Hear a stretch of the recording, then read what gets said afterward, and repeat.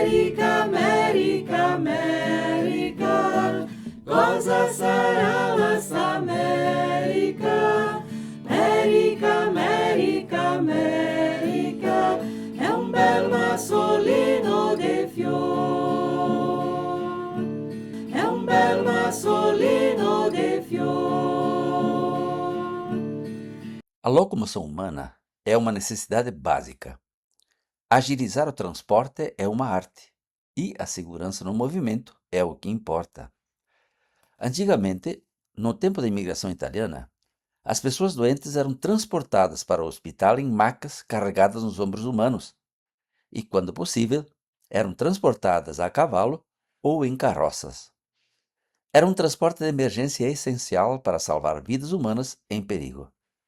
Pessoas, ferramentas e produtos eram transportados no lombo de mulas, charretes e carroças. O automóvel, ao ser vendido na Serra Gaúcha, no primeiro momento serviu para o lazer, passear e fazer viagens curtas, mas logo a seguir foi utilizado para viajar a negócios, levar gente doente ao hospital, transportar produtos e pessoas para muitos lugares segundo a necessidade de cada um. Não demorou para que alguém passasse a transportar pessoas de uma localidade para outra de forma regular por meio de automóveis. Em vista da demanda, caminhões foram transformados em ônibus, implementando neles uma carroceria de madeira. Aos poucos, foram surgindo fábricas especializadas em produzir carrocerias próprias para ônibus feitas de madeira com janelas de lona. Mais tarde, construíram carrocerias de aço com janelas de vidro e bancos, com molas que suportavam forros de couro e, mais tarde, revestido com matérias plásticas. Na foto, ônibus primitivo atolado no Rio Turvo. Naquele tempo não havia pontes ainda. Fotos de 1930. Acervo de Cestílio Carnevali. A cada década, surgiam carrocerias sempre mais sofisticadas, confortáveis e seguras. Pequenos, feios, insignificantes no início, fortes, espaçosos, confortáveis, bonitos e seguros na atualidade. Foto anterior vista por outro ângulo. No começo, simples automóveis comuns eram adaptados para transportar várias pessoas ao mesmo tempo e foram os primeiros ônibus propriamente ditos. Na foto, ônibus de Gaetano Simonato e Ottaviano Ferro, em Barro Preto, Veranópolis, 1931. A carroceria foi feita em Veranópolis por Fioravanti Boff e João Padova. O ônibus fazia o trajeto de Veranópolis a Erechim e levava 3 dias para vencer o percurso. Acervo particular de Eligio Parisi. Ônibus primitivo. Percurso e dono não identificados. Observem a casa ainda coberta com tabuinhas. Acervo de Eligio Parisi. Ônibus da empresa J. Melo de Veranópolis, entre 1938 e 1940. Tem 4 portas e janelas feitas de lona. A grade de madeira que está em cima era o lugar para colocar as bagagens. Foto reproduzida por Eligio Parisi para Cestílio Carnevali. Primeiro ônibus de Ivan de Lara. Comprou um caminhão reboque, mandou fazer a carroceria de madeira, as janelas adaptadas com lona e fazia o trajeto de Nova Prata a São José do Careiro. Ivan é o que está no centro. Foto batida em São Jorge, distrito de Nova Prata, 1937. Como é seu nome? Ivan Rodrigues de Lara. O senhor nasceu que data? 4 de junho de 1922. O senhor está com quantos anos agora? 83, vou para 84. Hoje é o dia 21 de março de 2006 e estamos em Davi, Canabarro. O senhor nasceu onde? Passo Fundo. E como é que o senhor foi parar lá por Nova Prata, então? Foi por acaso, né? Que o irmão meu trabalhava, fazia Nova Prata, Passo Fundo naquele tempo, né? Começou a fazer. Ele disse que tinha essa vaga de Nova Prata e Biraiaras. Daí eu vim para cá, né? Botei a carroceria num ônibus velho e vim para Ibiraiaras fazer a Nova Prata, Ibiraiaras, a Nova Prata e Nova Prata, a Lagoa Vermelha. O seu irmão começou com quantos anos a ser motorista de ônibus? Como é o nome dele também? Paulo Rodrigues de Lara. Ele começou com ônibus uns 8 anos antes, né? E o senhor começou com que idade? Eu comecei né, com 24 anos, né? E o ônibus o senhor comprou de quem? O ônibus eu trabalhava com reboque, né? De Passo Fundo a Porto Alegre, Transportando o quê? transportando madeira. Tá. Aí comprei a parte do meu patrão, que eu era sócio, e botei uma carroceria, fizemos uma carroceria de madeira e botei no aquele ônibus. E quantos lugares tinha naquele ônibus? Tinha 32 lugares. Quanto o senhor demorava de Nova Prata a Ibiraiaras? Não estou bem lembrado, mas quase 2 horas, né? Era rápido, então? Mas demorava, né? E como eram as estradas na época? Muito ruim, né? Péssima. Tinha que botar 4 correntes no ônibus e uma na frente, Por que na frente? para poder segurar o ônibus na estrada, né? Mas colocava nos pneus atrás e à frente também? Botava um na frente, né? Um na frente. Tava uma corrente na frente do lado direito e Ah, 4 atrás. eram 4 pneus, uma corrente em cada pneu. É, Qual era a função da corrente, então? ir no barro, né? Senão ele patinava muito, né? Tinha brita naquela época? Não existia. E se chovesse quando o senhor estava pelo caminho, o que acontecia? Encorrentar, né? Mas não atolava, só não atolava? Atolava diversas vezes, né? Os passageiros puxavam o ônibus Com cordas? com corda.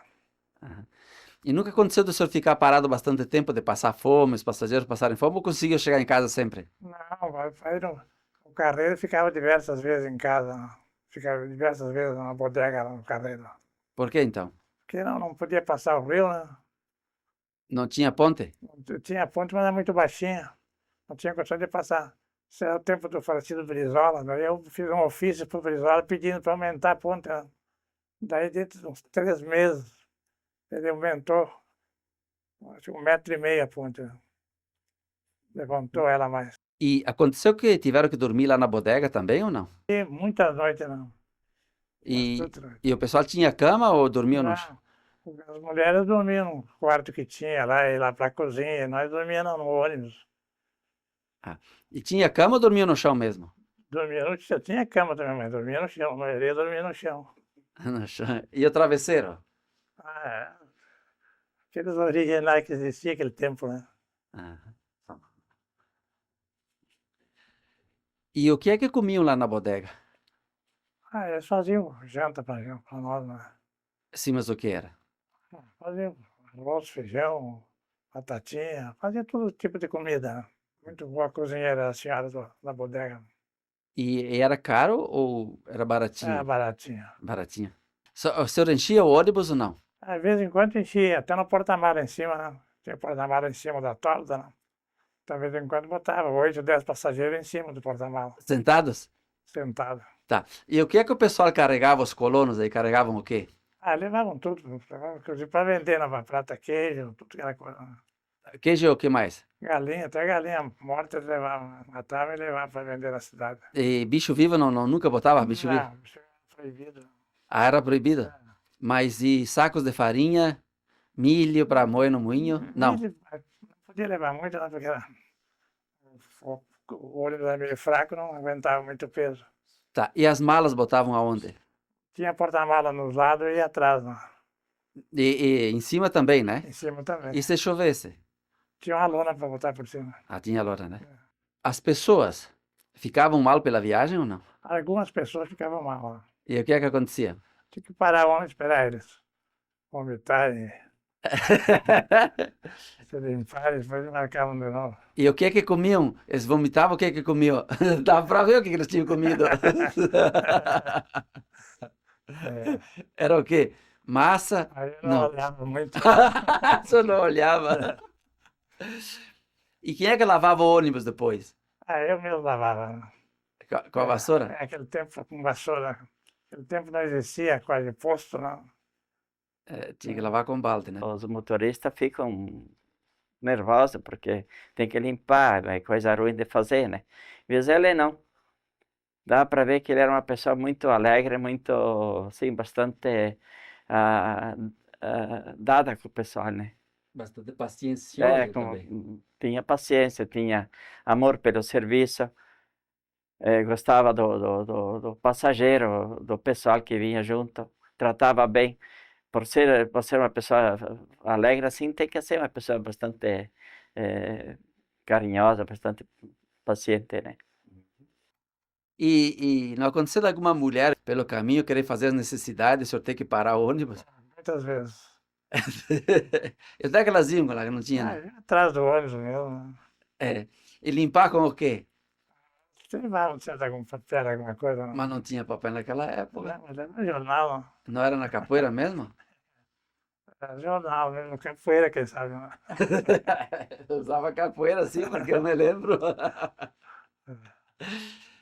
E as crianças pagavam a passagem? Não, não pagava. Era de quantos anos para cima que tinha que pagar? 9, 10 anos assim, não pagava, cobrava meia passagem, né? Uhum. E como era o relacionamento das pessoas dentro do ônibus? Muito bom. Ficava... Dificilmente acontecia alguma coisa, não. Às vezes aqui no Rio Carreiro, um cara estava meio bêbado lá, incomodando o ônibus, puxando a campainha, incomodando bastante, aí eu tirei ele para fora do ônibus. Aí tirei ele para fora e deixei ele na estrada, mas ele morava perto, não era muito longe. Foi a Ah. única vez, eu acho, que aconteceu. E dentro do ônibus, enquanto viajavam, as pessoas ficavam quietas ou conversavam? Como é que era? Não, conversavam bastante, né? Contavam casos, conversavam. O senhor botava música também ou não? Naquele tempo só tinha um rádiozinho meio ruim, mas tinha um rádiozinho. Ainda ouvia uma musiquinha então? É, Assim, o pessoal conversava muito. E quem é que cobrava a passagem? Na hora que a pessoa subia? subia para... Uhum. Às vezes nos embarcarem também, né? Ah, tá. E não tinha nenhum rio que o senhor passava sem ponte, que tinha que passar pelo rio? Tem uma vez um comício do falecido Getúlio Vargas, nós fomos a Passo Fundo, e chegamos ali, entrei na sanga, aquela, apagou o ônibus, fiquei lá, acho que um dia inteiro parado lá dentro. E molhou o motor, a Apagou o distribuição? motor, desligou tudo. E o pessoal? O pessoal foi para a bodega que tinha perto lá e ficaram. E a bagagem? O senhor cobrava a bagagem ou não? Não, não se cobrava. E qual era o limite? Podia botar quanto Não quisesse? tinha, quanto quisesse, não pudesse. Tinha condições de levar. Mas havia caminhoneiros que tiravam os seus passageiros, que davam carona para eles? Tinha bastante. E o que o senhor fazia daí? Eu denunciava na polícia, né? Os caras avisavam primeiro, né? Depois denunciava na polícia. Depois o padre que tinha em Ibiraí me ajudou muito, me dizia na igreja, né? Avisava o motorista que não é para levar passageiro, para poder segurar o ônibus, né? Tempo, Ah, senão o ônibus ia à falência, porque todo mundo ia de falência, carona. Mas não só caminhoneiros que davam carona, mas caminhoneiros que transportavam madeira. Tinha muitos? Não era muito, bem poucos. Mais ou menos quantos?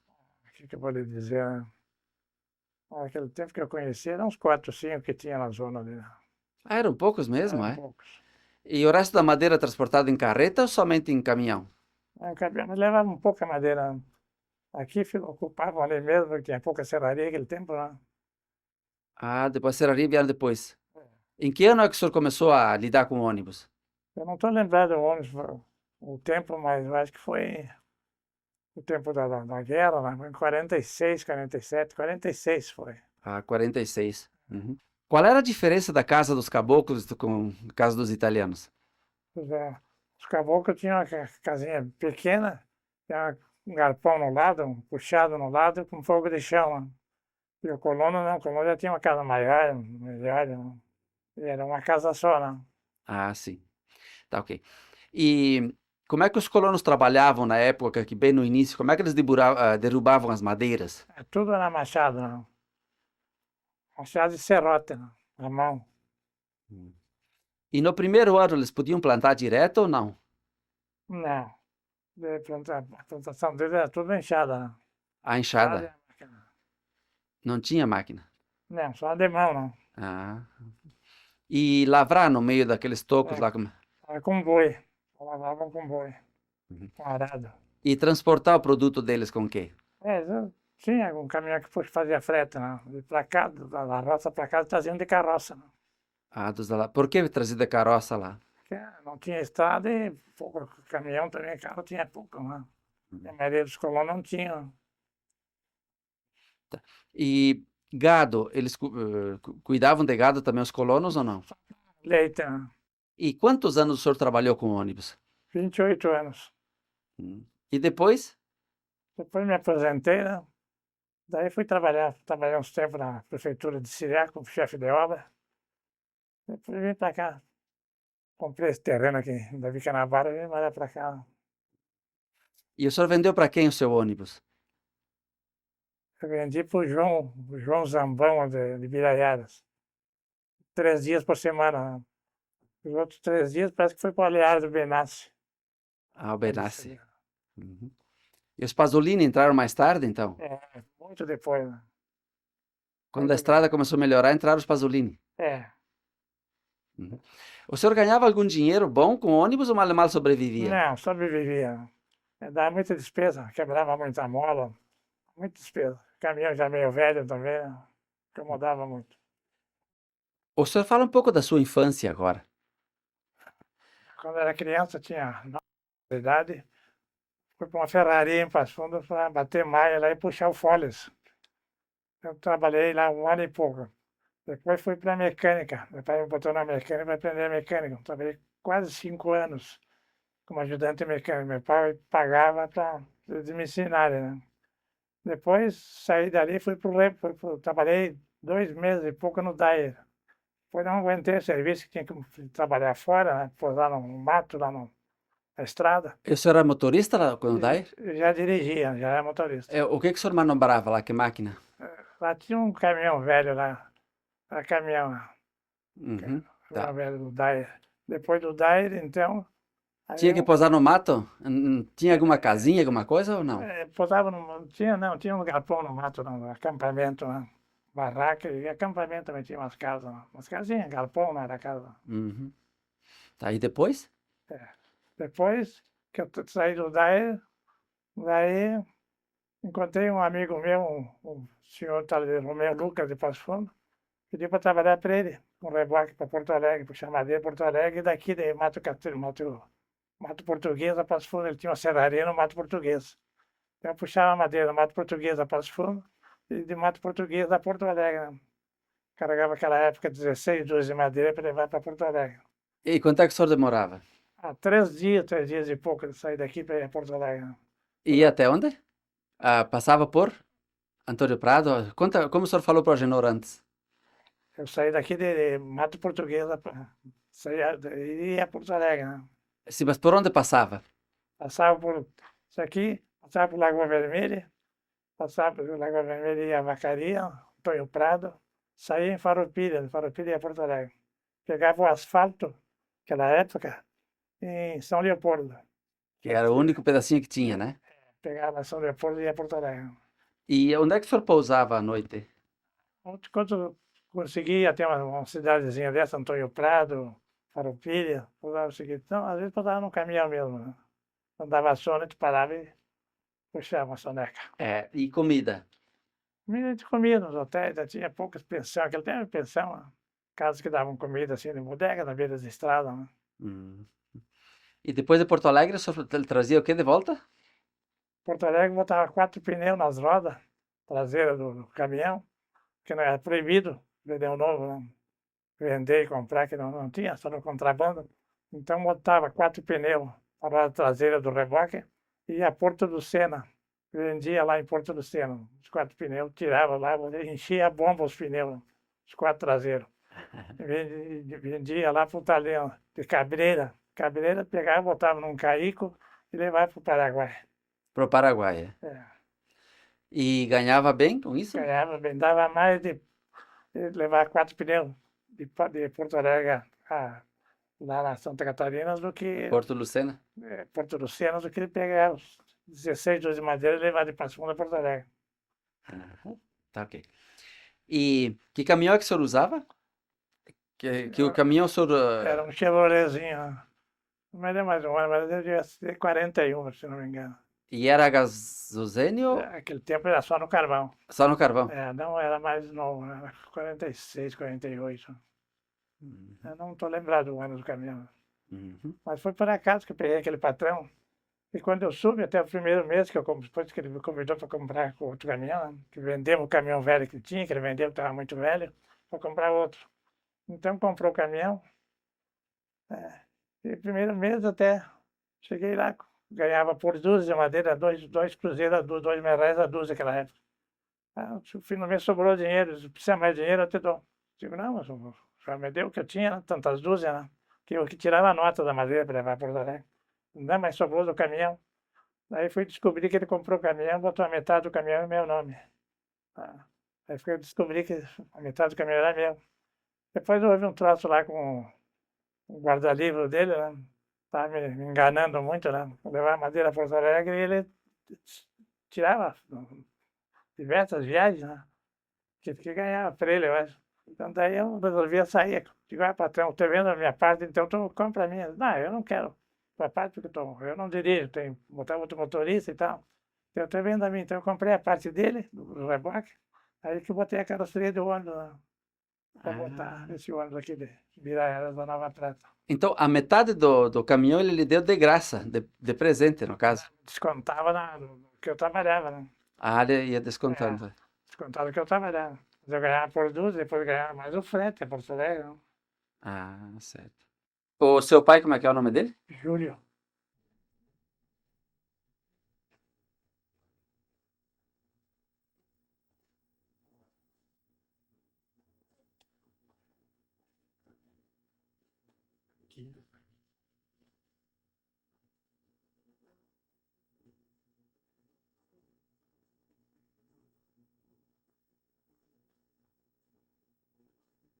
Esses dois são seus pais? São seus pais esses? Não, esse aqui são os pais da patroa.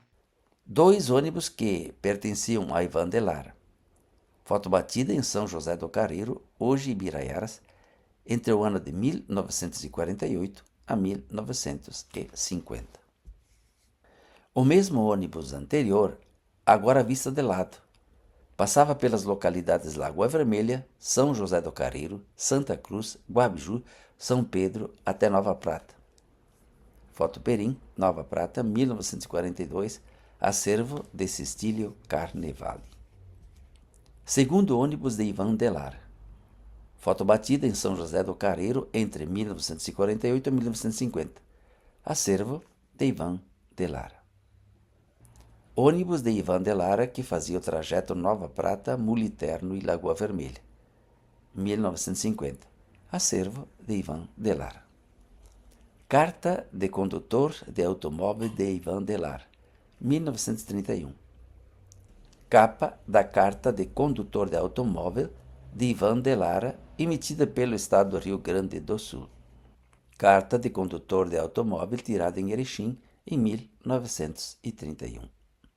Plínio Ângelo Astolfi e outro motorista transportam 6 famílias de alemães da Picada Café, na encosta da Serra Gaúcha, hoje município, até a localidade de São Miguel do Oeste, Santa Catarina, num percurso de 600 quilômetros.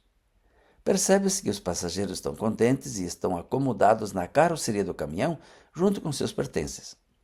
Maiores informações dessa pitoresca viagem vocês encontram no livro Retratos da Colônia, primeiro volume, página 185. Vale a pena ler. Foto batida pelo Dyer em Passo Fundo no ano de 1942. Plínio, depois que deixou seus passageiros em São Miguel do Oeste, demorou 5 dias para voltar para casa em Guaporé, Rio Grande do Sul. Primeiro ônibus da empresa Bento Transporte. É um Ford 46. Foto de 1946. Ônibus do Valduga, que vendeu a concessão de sua linha para a empresa Bento Transporte em 1948. Acervo de Cecílio Carnevale. Primeiro ônibus que Plínio Astolfi adquiriu. Levou uma bronca de um fiscal do Dyer em Passo Fundo por transportar 6 famílias da Picada Café a São Miguel do Oeste e ao voltar da viagem comprou esse ônibus e passou a fazer a linha de Caxias-Carazinho. Foto moderna. Passo Fundo, 1942. Acervo de Plínio Astolfi. Janir Sbrolio e Plínio Astolfi diante do ônibus que fazia a linha ou trajeto de Guaporé a Bento Gonçalves, onde as pessoas entravam em conexão com outras linhas de ônibus que levavam a Porto Alegre e outros destinos. Guaporé, 1943-1944. Acervo de Plínio Astolfi. Ônibus Studebaker, da empresa veranense, 1951. Naquele tempo foi uma empresa importante para a região. Foto de Cecílio Carnevale. Um destaque especial merece o Sr. Santos Brissa. Nasceu em 1888 em Nova Prata e faleceu em 1972. Foi motorista pioneiro de ônibus que fazia o trajeto de Nova Prata, Rio Grande do Sul, a Santa Catarina e Paraná, no tempo em que aquelas regiões estavam sendo colonizadas pelos moradores da Grande Nova Prata e a região. Aquelas terras eram sertão e selva. De Nova Prata a Pato Branco são 430 quilômetros. No início de sua carreira, ao viajar para aqueles sertões, se deparava com caminhos lamacentos no inverno e poeirentos no verão. Andava sempre de revólver na cinta para se defender das onças que atacavam quando atolava o ônibus na mata, tendo que dormir ao relento. Nas décadas de 1940 a 1960, houve uma onda de migração de colonos da Serra Gaúcha para esses dois estados citados.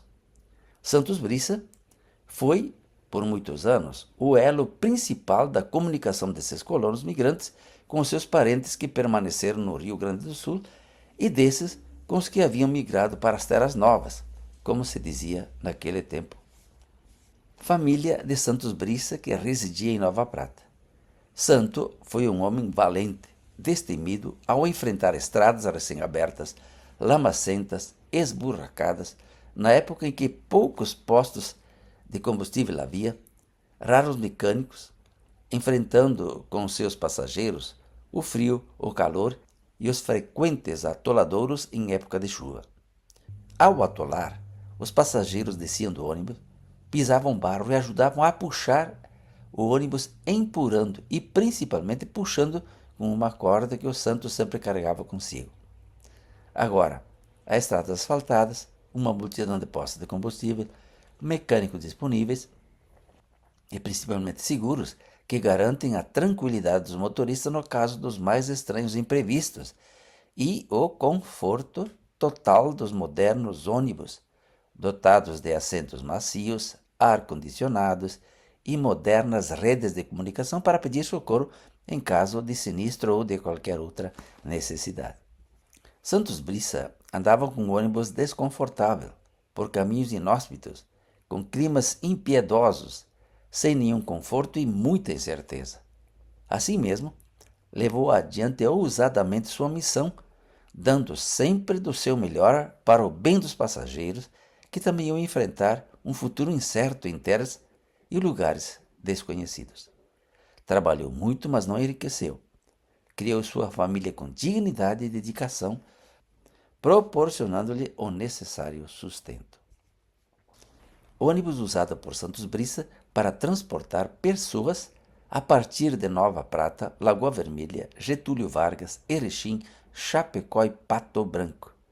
Foto de 1944. Acervo de Santos Brissa. Veja o tipo de assentos que havia no ônibus naquele tempo. De Nova Prata a Pato Branco, são 433 quilômetros. E ninguém se queixava por conta disso. Ônibus um pouco melhor do que o anterior. Fazia o mesmo trajeto, mas este já tem a carcaça toda de aço com janelas de lona. Aquela escada de ferro que está atrás do ônibus era para subir até em cima onde estava o bagageiro. Foto de 1948, acervo de Cecílio Carnevale. Ônibus de Santos Brissa que fazia o trajeto Nova Prata, Pato Branco, visto por outro ângulo. Caminhão transformado em ônibus pela firma Otto, de Novo Hamburgo, sob a encomenda de Plínio Astolfi. Combinação: Vila Oeste, Rio Grande do Sul, Barril, Lajeado, Estrela, Águas da Rocinha, Iraí, Água de Chapecó. Caxias, Farroupilha, Bento Gonçalves, Guaporé, Marau, Passo Fundo e Carazinho. Foto batida em Guaporé em 1943. Acervo de Plínio Astolfi. Desfile de ônibus em Guaporé por ocasião do falecimento do mecânico Djalma Ribeiro, da agência Ford. Guaporé, março de 1948. Esse desfile demonstra o quanto eram importantes os mecânicos naqueles tempos difíceis. Os ônibus, aos poucos, se tornaram uma peça essencial para o deslocamento humano para diversas finalidades. Várias empresas começaram a construir carrocerias de ônibus numa progressão constante. Ônibus da empresa Bento Transportes. Não disponho de maiores informações a respeito desta foto. Ônibus que pertenceu à empresa Bento Transportes. Primeiro ônibus Mercedes-Benz da empresa Bento Transportes e que o povo apelidou de Gostosão. De fato, foi o primeiro ônibus que oferecia conforto e segurança ao passageiro. Os ônibus anteriores mais pareciam carroças do que ônibus. Exalavam um cheiro forte de gasolina, óleo e queima de pastilhas de freio, chamadas balacas, que afetavam os passageiros, fazendo passar mal pela viagem. Acervo de Cecílio Carnevale. O Fofinho, ônibus da empresa Bento Transporte, pois era mais confortável que o anterior. Depois do Fofinho, as fábricas fizeram uma série de carrocerias de tipos e estilos diferentes, assentadas em chassis com motores de várias empresas fabricantes como a Mercedes, Scania, Volvo, e que não abordamos nesta apresentação. O Fofinho fazia o trajeto de Nova Prata a Porto Alegre, acervo de Cecílio Carnevale, Nova Prata. Ônibus produzido pela empresa Neobus para uso específico em grandes cidades, principalmente na hora do pico. Circulava em Porto Alegre. Foto Neobus, 2011. Mega BRT, produzida pela empresa Neobus de Caxias do Sul. Circulava em Curitiba em 2011, quando foi fotografado pela própria empresa. Assentado sobre um chassis da Volvo, era o ônibus mais comprido que havia no mundo naquele ano. Eu, pessoalmente, sou profundamente grato à empresa Neobus, porque ela me auxiliou vigorosamente para que eu pudesse publicar a primeira edição do livro Retratos da Colônia, livro no qual estou me baseando ao editar esses vídeos todos que estou publicando pelo YouTube. Muito obrigado. A foto que vemos eu tirei de propósito da terceira edição do livro citado, a página 193. No entanto, a empresa que mais se destaca, inclusive no âmbito internacional, é a Marco Polo, que nasceu e se desenvolveu em Caxias do Sul. É o resultado do trabalho, inteligência, esforço e competência dos descendentes de imigrantes italianos, somados aos dos brasileiros e demais etnias que compõem a grande Caxias do Sul. Produz uma linha de ônibus multifuncional de grande qualidade no que se refere ao transporte humano. Mas o que eu quero destacar são os grandes veículos projetados para viagens longas e turismo, que oferecem excelente estabilidade, amplo espaço para bagagens e capacidade para 44 a 80 passageiros. Essa linha de ônibus tem eixos direcionais na frente e 2 na traseira, o que dá uma excelente estabilidade para o veículo. Na foto vemos um exemplar Double-Bus para 48 passageiros, adquirido pela empresa Gibor Turismo Limitada de Garibaldi em 2003. Foto tirada do livro Retratos da Colônia, de Arlindo Itacir Batistel, em 2026. Assim concluímos a apresentação de uma pequena amostra da evolução dos ônibus utilizados principalmente na Serra Gaúcha e sua evolução até 2011, quando encerramos nossa pesquisa. Você pode encontrar mais fotos e informações nos 2 volumes do livro Retratos da Colônia. Papel couché, fotos bonitas, mostram a realidade dos colonos na Serra Gaúcha e sua história. Tem fotos com suas legendas. O romance Polenta e Liberdade lhe dará uma visão geral e detalhada de como foi a imigração italiana no Rio Grande do Sul. Já o romance Detesto a Revolução faz você conhecer de perto a cultura dos imigrantes italianos uns 13 anos após tomarem posse da sua colônia na selva. Vai conhecer a cultura dos brasileiros que viviam no campo de Lagoa Vermelha num período desgraçado da Revolução Federalista de 1893. Romances que unem a cultura, o conhecimento, o entretenimento numa leitura só. Se você quiser adquiri-lo, veja o endereço aqui embaixo nos cards. Se você for a Veranópolis pela BR-470, ao chegar no portal de Veranópolis, a 100 metros daí está a Casa Sareta. Você encontra os 3 livros e mais uma porção de artesanato bonito a respeito da cultura dos italianos veranenses. Quero agradecer de coração a todos os que me cederam as fotos para eu poder publicar um livro Retratos da Colônia e a licença de serem publicadas em revistas, jornais e nos meios de comunicação social. Então a eles o nosso profundo agradecimento, mesmo sendo póstumo. Se você gostou desse vídeo, deixe seu like, se inscreva no canal e compartilhe com seus amigos. Muita gente gostaria de assistir esses vídeos, mas não sabem que existem. Então compartilhe com eles. E sábado próximo, às 20 horas, nos encontraremos novamente. È un bel massolino de fiori.